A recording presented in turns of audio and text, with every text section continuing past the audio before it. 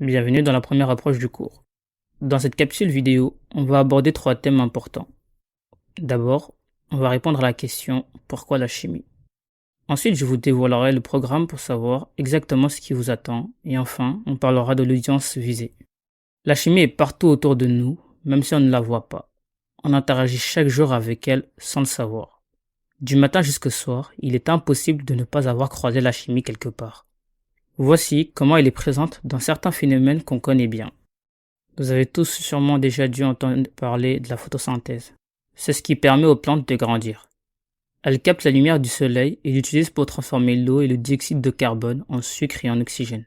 C'est une réaction chimique qui fait que les plantes peuvent se nourrir et nous donner de l'oxygène à respirer. L'eau dans ses 3 états. Quand on la chauffe ou la refroidit, elle change d'état. Elle peut être liquide, comme celle qu'on boit, solide, comme la glace, ou gazeuse, comme la vapeur qui sort d'une casserole. Quand tu fais fondre un glaçon, c'est la chimie qui agit pour changer la glace en eau. Et quand l'eau s'évapore, elle devient un gaz. Le dentifrice que tu utilises est fait à base d'une substance chimique qui nettoie nos dents. D'ailleurs, ta brosse à dents est faite en plastique qui est une matière créée grâce à la chimie. Le savon avec lequel tu te laves est un produit chimique, ainsi que ton shampoing. Et je peux encore te citer beaucoup d'autres exemples comme la mousse qui se forme quand tu te douches avec ton gel, le goût du sel que tu as mis dans l'eau et le fait qu'on ne le voit pas quand tu en mets une petite quantité, les phénomènes d'explosion, les différents états du beurre et le fait qu'il ne se mélange pas bien à l'eau ou qu'il flotte à sa surface, l'efficacité du lave-vaisselle, les différents états de l'œuf ainsi que l'eau en ébullition dans la marmite.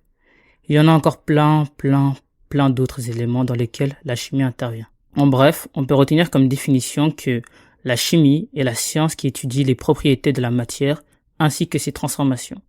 Et pour mieux interagir avec notre environnement, il est important de l'étudier. Maintenant qu'on a vu pourquoi la chimie, passons au sujet suivant. UAA, pour unité d'acquis d'apprentissage. C'est ainsi qu'on nomme l'ensemble des chapitres abordés à l'école secondaire. Pour ne pas trop vous perdre, j'utiliserai les termes débutant, amateur, intermédiaire et vétéran. Alors vous m'excuserez pour le choix des mots, mais j'estime que de cette façon, on arrivera à mieux se comprendre. Le niveau de débutant enveloppe l'ensemble des UAA 1 et 2, qui eux sont généralement vus en 3e secondaire, après ça peut varier d'une école à une autre. Le niveau amateur regroupe les UAA 3 et 4. Le niveau intermédiaire rassemble les UAA 5, 6, 7 et 8. C'est un niveau assez colossal quand on compare avec le dernier niveau, le niveau vétéran. Celui-ci recouvre les derniers UAA du cours, l'UAA 9 et l'UAA 10. Je tiens à préciser qu'en ce qui concerne les appellations des années d'études, je prendrai pour référence le système du cursus belge que je connais bien. Vous ferez votre petite recherche sur l'équivalence de ces mots dans le cursus de votre pays. D'ailleurs, je me rends compte que la 6e secondaire belge est équivalent à l'année terminale du lycée et non à la première année lycée, comme je l'ai mentionné dans ma vidéo d'introduction. Vidéo que vous pouvez toujours aller voir si ce n'est pas encore fait. L'objectif de cette année est de parcourir les 2 premiers UAA, à savoir la constitution et la classification de la matière, suivie de la réaction chimique en approche qualitative. L'année suivante sera suivie de l'UAA 3, la suite de la réaction chimique, mais cette fois en approche quantitative, puis l'UAA 4, l'identification d'une espèce chimique par une réaction chimique. Avec ces 2 UAA se clôture le niveau amateur, vient donc ensuite le niveau intermédiaire, englobant non pas 2, mais 4 chapitres.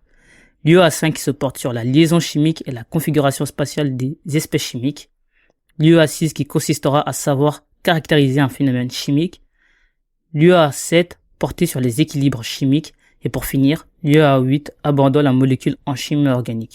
Alors si vous suivez le fil avec tous ces noms de chapitres, félicitations. Il ne vous reste plus que 2 UAA à voir, réservés au niveau vétéran. L'UAA 9 sur la macromolécule en chimie organique et le dernier, l'UAA 10 se portant sur les réactions avec transfert, à savoir la réaction acido-basique et la réaction d'oxydoréduction. Certainement, j'ai conscience que ça fait beaucoup à encaisser, mais rassurez-vous, tout se fera en douceur. La preuve, pour mieux représenter le parcours, voici où nous en sommes. Nous sommes à l'UAA 1, qui à lui seul contient 3 chapitres. Je vous dévoile déjà le sujet de la prochaine capsule, la composition de la matière. Alors tenez bon, on y est presque. Voici le premier point que l'on a déjà abordé dans cette vidéo. Je vous laisse la suite en suspense. Passons maintenant à l'audience ciblée. L'audience visée vérifie au moins un des critères suivants. Tu peux être un étudiant et juger bon de suivre le cours pour solidifier tes bases. Tu peux être du genre débrouillard et suivre le cours également. Tu peux être en période de révision à l'approche d'un examen ou d'un bilan et regarder mes vidéos pour revoir les chapitres que vous voyez ou avez vus en classe. Ou bien, tu ne corresponds à aucun de ces critères, mais la curiosité est ton seul moteur. Tu peux donc, bien sûr, suivre ces cours pour enrichir tes connaissances. Maintenant que nous avons abordé les 3 sujets de cette vidéo, la capsule touche à sa fin. Retrouvons-nous au prochain. Prenez soin de vous et à bientôt. Tchuss.